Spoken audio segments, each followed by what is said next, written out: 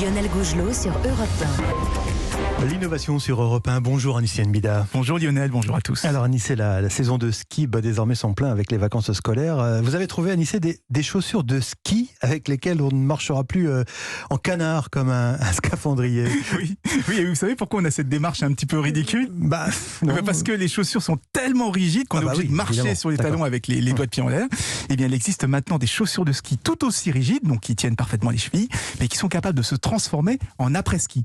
Et du coup, on va pouvoir enfin marcher normalement. Ouais, ça va changer la vie de bien des vacanciers et des skieurs. Mais alors, elle se transforme comment en après-ski ? En fait, ça fonctionne comme les chaussures de snowboard, je ne sais pas si vous voyez. C'est-à-dire qu'on a une botte souple, fine, dans laquelle on peut marcher facilement, et qu'on va ensuite glisser dans une armature rigide dès qu'on veut remonter sur ses skis.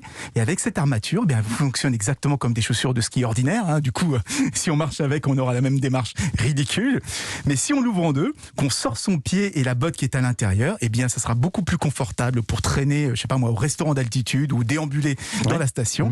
L'avantage, c'est qu'on aura moins mal aux pieds en fin de journée et on pourra même conduire avec. Et c'est une start-up suisse qui les a inventés. Et j'aime beaucoup le nom de la société puisqu'il s'appelle Dahu. Dahu, vous savez, comme la petite bête là qui arrive à courir sur les flancs des montagnes parce qu'elle a deux petites pattes plus courtes d'un côté que de l'autre. Alors, est-ce que ça coûte cher ? Oui, parce que c'est du haut de gamme. Il faut compter quand même 600 € la paire.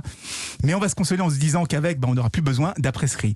Et finalement, moi, ce que j'aime dans cette invention, c'est de voir que les chaussures de ski arrivent enfin au 21e siècle, parce que tout a énormément évolué, les skis, les casques, les combinaisons, mais ça fait 40 ans qu'on a les mêmes chaussures, 40 ans qu'on voit des skieurs extrêmement gracieux sur leurs skis, mais totalement ridicules dès qu'ils les enlèvent. Effectivement, l'innovation sur Europe 1, c'est tous les matins avec Anissé Nbida. À demain Anissé.